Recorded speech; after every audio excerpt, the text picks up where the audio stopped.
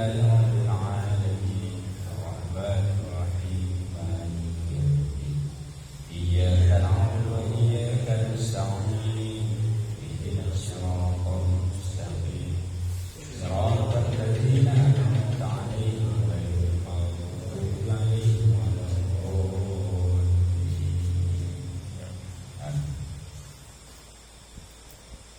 Bismillahirrahmanirrahim. Faslun fi bayanil bararati. Ini pasal pada menyatakan segala burhan aqaidul iman yang tersebut itu. Ini pasal pada menyatakan burhan aqaidul iman yang tersebut itu. Jadi pada malam hari ini pertemuan kita membicarakan tentang masalah dalil, ya. Burhan itu artinya apa? Dalil tentang akidah yang 50. Jadi sudah selesai kita membahas tentang akidah yang 50. Sekarang kita masuk lagi tentang dalil, apa yang menguatkan atau yang membuktikan daripada akidah yang 50 tersebut. Ketahuilah olehmu bahwasanya burhan tiap-tiap sifat menentukan ia akan dia dan menafikan akan lawannya. Nah, jadi dalil atau burhan itu fungsinya apa? Menetapkan. Pokoknya Allah bersifat wujud. Nah, jadi apa dalil Allah wujud atau apa burhan Allah wujud, maka dalil itulah yang akan menetapkan bahwa Allah itu wujud. Nah, berarti dan menafikan lawannya. Nah, dan menafikan atau menidakkan. Ya, apa bila sudah tetap, ya, Allah itu bersifat wujud dengan dalil, nah, berarti mustahil Allah itu bersifat lawan daripada wujud tersebut. Nah, paham ya? Nah, jadi fungsi dalil apa? Untuk menetapkan atau mengokohkan atau menguatkan, ya, sifat yang wajib bagi Allah, sifat yang wajib bagi Rasul, dan sifat yang harus dan mustahil bagi Allah dan Rasul. Dan bahwasanya burhan sifat maknawiyah ialah burhan sifat ma'ani. Nah, jadi apa dalil sifat ma'ani? Itulah yang menjadi dalil daripada sifat maknawiyah. Ya. Apa yang menjadi dalil sifat ma'ani, itulah yang menjadi dalil daripada sifat maknawiyah. Apa sebab? Karena sifat maknawiyah tidak akan ada dia kalau tidak ada sifat ma'ani. Jadi ada kudrat dulu, baru ada qadir gitu. Ada iradat, baru ada murid. Ada ilmu, baru ada alim, dan begitu seterusnya. Assalamualaikum warahmatullahi wabarakatuh. Ini mana Pak?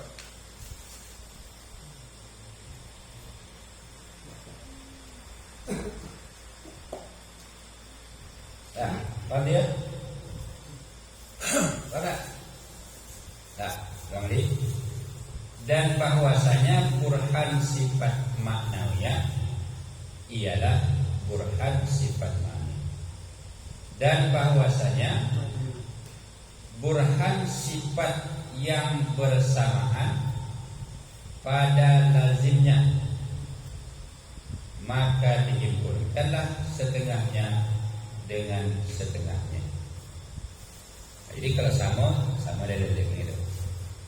Nah, hasilnya bahwasanya burhan yang tersebut yang disebutkan oleh ulama usuluddin 14 burhan. Nah, jadi ada 14. Jadi yang 14 yang mana? Nah, yang 14 itu berarti sifat yang wajib bagi Allah. Jadi semenjak dari wujud sampai kepada kalam. Nah, semenjak dari wujud sampai kepada kalam. Nah, lepas itu 13. Dan 13 ini jumlah dah. Wujud, idam, baqa, mukhalafatu lil hawadisi, ya mu'min nafsi, wahdaniyah, turah, iradah, ilmu, ayat, sama, basar, kalam. 13. Yang satu mana? Yang satunya adalah dalil daripada sifat yang harus bagi Allah. Berarti jadi 14. Nah, jadi perinciannya apa? Dalil sifat ma'nawiyah adalah dalil sifat ma'ani. Gitu. Berarti dalil daripada sifat yang wajib, kan lazim daripada sifat yang harus, sifat yang mustahil. Berarti sama. Nah, berarti ya tak melazimi gitu kan? Dan bahwasanya burhan sifat mana itu? Dan bahwasanya burhan sifat yang bersamaan pada lazimnya ada. Artinya apa? Karena dalil sifat wajib sudah ada bagi Allah, ada dalil sifat wajibnya, maka dalil sifat yang mustahil tidak perlu lagi disebutkan. Nah, tidak perlu lagi dijelas apa dalil daripada sifat mustahil bagi Allah. Umpamanya wujud lawannya apa? Adam. Ya, lawannya Jadi Adam perlu lagi dalil? Tidak. Tak perlu lagi disebutkan dalilnya, karena sudah mencukupi dengan dalil wujud. Begitu juga selanjutnya. Nah, jadi dalil sifat maknawiyah perlu lagi disebutkan? Tidak, karena sudah disebutkan dalil sifat ma'ani. Nah, lepas itu ditambah lagi satu sifat dalil daripada sifat yang harus. Maka jumlah dalil itu menjadi berapa? 14. Faham jadi tu? Jalannya itu faham ya? Jadi tak perlu disebutkan ke-20 atau ke-41 tidak. Cukup disebutkan 14. Faham ya? Pertama, burhan wujud. Yang pertama disebutkan apa? Burhan wujud. Kedua, burhan idam. Ketiga, burhan baqa. Keempat, burhan mukhalafatuhu ta'ala lil hawadis. Kelima, burhan qiyamuhu ta'ala binafsih. Keenam, burhan wahdaniyah. Ketujuh, burhan qudrah dan iradah dan ilmu dan hayat. Kedelapan, burhan sama dan basar dan kalam. Ya. Jadi gabung ya. Kesembilan, burhan fi'lu kulli mumkinin aw tarkuhu. Ya. Burhan fi'lu kulli mumkinin aw tarkuhu. Memperbuat tiap-tiap yang mungkin atau yang meninggalkan. Berarti apa itu? Sifat yang harus. Ke-10, burhan sidik. Ke-11, burhan amanah. Ke-12, burhan tabligh. Ke-13, burhan fatanah. Ke-14, burhan a'radul basyariyah. Paham dia? Jadi yang 14 tadi itulah semedi. Yang 14 tadi ada beberapa sifat yang dalilnya sama, ada. Ada beberapa sifat yang dalilnya sama. Sebenarnya ke-7 burhan qudrat, iradat, ilmu dan hayat, satu dalil. Ke-8 sama basar kalam, satu dalilnya. Itu burhan daripada sifat yang harus, burhan sifat wajib bagi Nabi, dan burhan sifat yang harus bagi Nabi. Jadi jumlahnya berapa? Ada 14. Paham tu? Dah ya? Lanjut. Cepat je ni. Aku dah lah faham tadi. Laju. Adapun burhan wujud yaitu bersusun atas 3 burhan. Nah, jadi dalil wujud itu tersusun daripada 3 dalil. Pertama, menetapkan baharu alam sekalian daripada jirim dan arad. Yang pertama apa? Menetapkan baharu alam sekalian daripada jirim dan arad. Ya, arad. Ya. Itu pertama yang ditetapkan. Jadi kita tetapkan dulu apa? Baharu alam. Jadi alam itu baharu. Baru tahu kan? Ada sebelum tak ada. Itu namanya apa? Baru. Jadi tak ada dulu, ada, baru ada, itu namanya apa? Baru. Nah, jadi yang alam itu terdiri dari jirim dan arad. Jirim apa? Jirim itu tubuh. Ya, jirim itu apa tu? Tubuh, benda, materinya. Nah, materi dari alam tu itu namanya jirim. Lepas tu arad apa? Arad itu sifat. Nah, sifat daripada materi tadi, sifat daripada tubuh tadi. Nah, jadi kalau bendanya baru, tentu tubuhnya baru, kan? Tentu sifatnya juga baru. Nah, itu yang perlu ditetapkan. Kedua, menetapkan baharu jirim, dan ketiga menetapkan baharu arad. Nah, jadi disusun dalam sebuah kalimat. Disusun dalam sebuah kalimat. Takdir burhan baharu alam. Apa takdirnya? Al-alam hadis. Al-alam hadis. Wa kullu hadis la budda lahu min muhdis. Al-alam la budda lahu min muhdisin. Ini rangkai apa? Merangkai kata-kata. Ya, merangkai kata-kata. Ini ada namanya muqaddam, ada namanya tali. Ini kalau dalam istilah ilmu mantik sebenarnya. Nah, jadi kata yang di awal itu namanya muqaddam, kata yang di akhir namanya tali.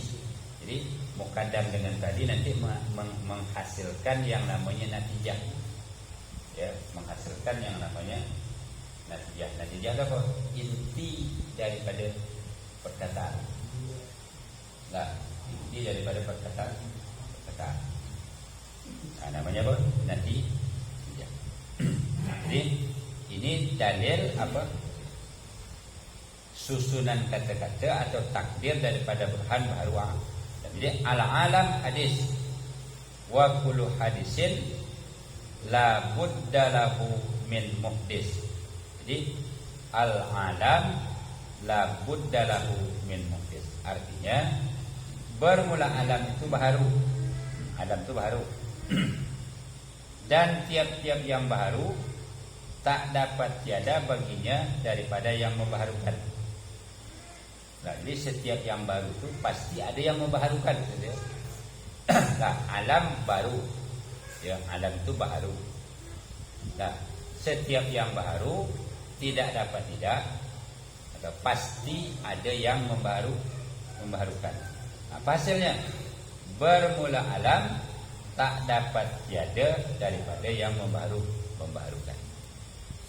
Jadi kalau alam baru, alam baru, tiap-tiap yang baru pasti ada yang membaharukan.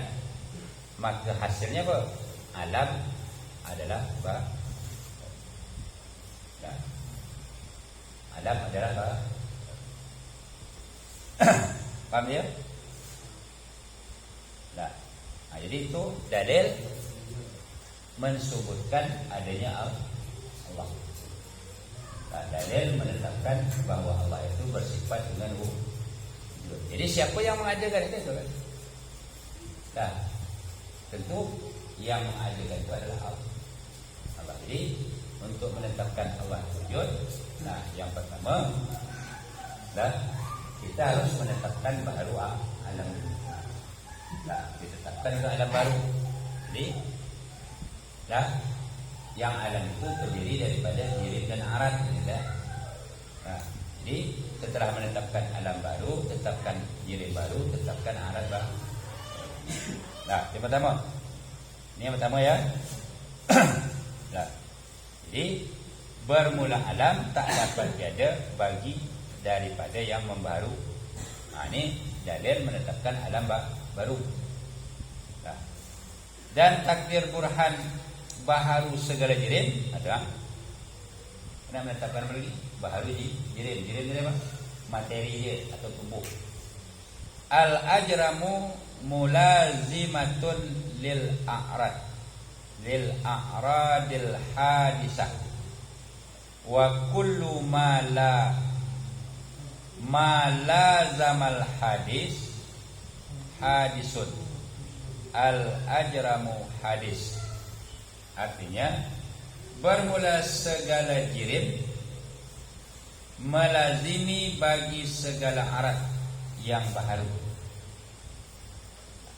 dan tiap-tiap barang yang melazimi akan yang baharu, yaitu baharu. Bermula segala jirim adalah baharu.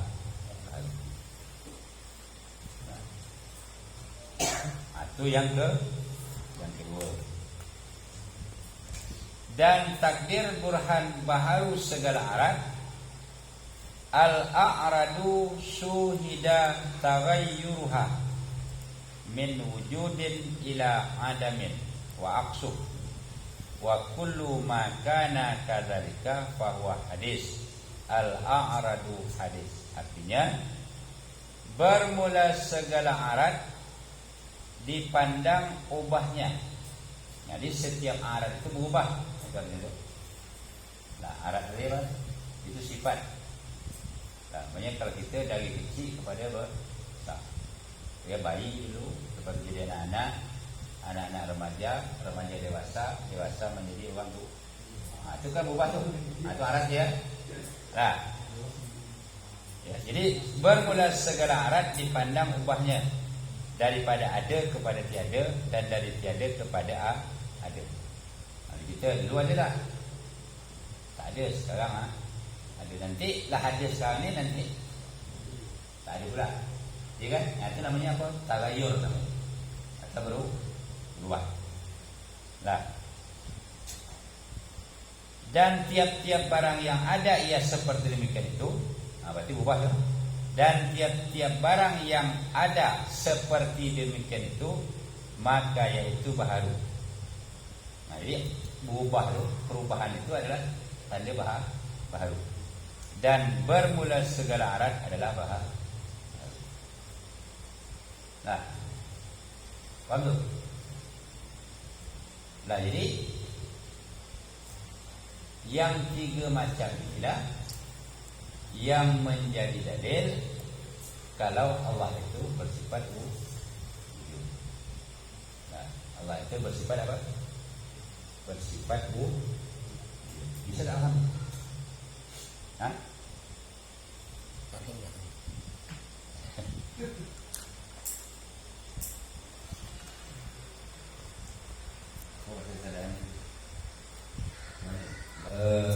Apa dalil Allah itu ada? Ya. Ya. Kalau dalam Quran, kalau Allah ada kan Isa tu. Apa dalil Allahul ladzi khalaqas samawati wal ardh gitu. Nah, jadi Allah lah yang menciptakan 7 petala langit dan 7 petala bumi. Nah, jadi itu dalil Quran. Nah, kalau kita yang lagu iman ini percaya je. Nah, itu menjadi dah.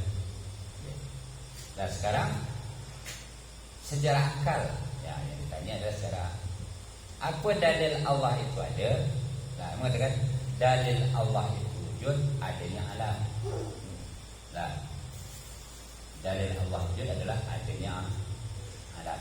Nah, adanya alam ini adalah sebagai dalil Allah itu ada. Apa yang alam? Nah, kan? Yang alam itu ma siwallah. Yang dikatakan alam itu apa? Ma siwallah. Apa saja selain Allah itu alam.